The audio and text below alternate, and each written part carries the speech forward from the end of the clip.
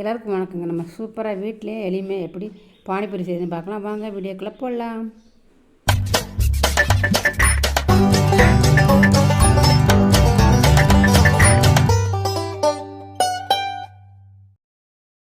இப்போ பானிபூரி செய்கிறதுக்கு நான் ஒரு 200 கிராம் அளவு ரவை எடுத்துருக்கேங்க.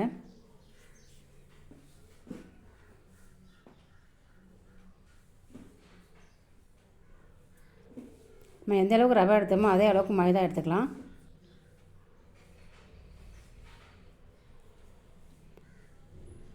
நம்ம ரெண்டுமே இப்போ கலந்துட்டுலாம்.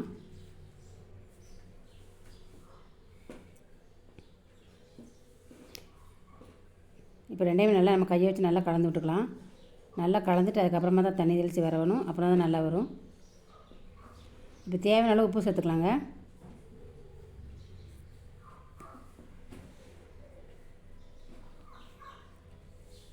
உப்பு சேர்த்துட்டு கொஞ்சமாக ஆப்போசிட் சேர்த்துருக்கேன். இப்போ எல்லாத்தையுமே நல்லா கலந்து விட்டாச்சு. இப்போ தண்ணி தெளிச்சிக்கலாம். தண்ணி தெளித்து நம்ம சப்பாத்தி பிணைஞ்ச மாதிரி ஹாட்டாக பிணையாமல் கொஞ்சம் பூ போல் பிணைஞ்சிக்கலாம். அழுத்தம் கொடுக்காமல் கொஞ்சம் மெதுவாகவே நம்ம பிணைஞ்சிக்கலாம். இந்த அளவுக்கு மெதுவாக பிணைஞ்சி எடுத்துக்கோங்க. அப்போ தான் நல்லா சூப்பராக வரும்.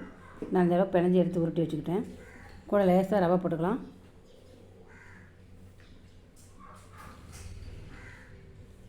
ரவை போட்டுக்கிட்டால் கொஞ்சம் சாப்பிட்றது கொஞ்சம் பொறுப்புன்னு இருங்கக்கா. லைட்டாக ரவை போட்டிருக்கேன். ஏதோ சின்ன சின்ன உருண்டைகளாக உருட்டி எடுத்துடலாங்க. எனக்கு ஒரு 7 பீஸ் கிடச்சிருக்கு. இப்போ ஒரு மலையில் நம்ம உருட்டி எடுத்துடலாம். சப்பாத்தி மலையில் வச்சு நல்லா தேய்ச்சிக்கோங்க. கொஞ்சம் கொஞ்சமாக வச்சு தேய்ங்க. சப்பாத்தி மாதிரி அழுத்தமாக கொடுக்காம மெதுவாக தேய்ச்சி விடுங்க. அப்போ தான் வரும். இல்லைன்னா உடஞ்சி போயிடும். நம்ம ரவை சேர்த்துக்கனால மெதுவாக நைஸாக அப்படி தேய்ச்சி எடுத்துக்கலாம். பரட்டி போட்டு நல்லா நைஸாக தேய்ச்சிக்கலாம். இந்த மாதிரி அப்போ நம்ம சாப்பிட்றதுக்கு நல்லா புஷ்ஷுன்னு வரும் பானிபூரி. இப்போ ஒரு சின்ன மூடி எடுத்து நம்ம பீஸ் போட்டுடலாங்க. ரவுண்ட் ஷேப்பான மூடி ஒன்று எடுத்துக்கோங்க. உங்களுக்கு எந்த அளவுக்கு பானிபூரி வேணுமோ அந்த அளவுக்கு சைஸ் எடுத்துக்கோங்க. நான் ஒரு மீடியம் சைஸ் டப்பா தான் எடுத்துருக்கிறேன். அதை வச்சு நல்லா ஒரு அழுத்தம் கொடுத்துக்கலாம்.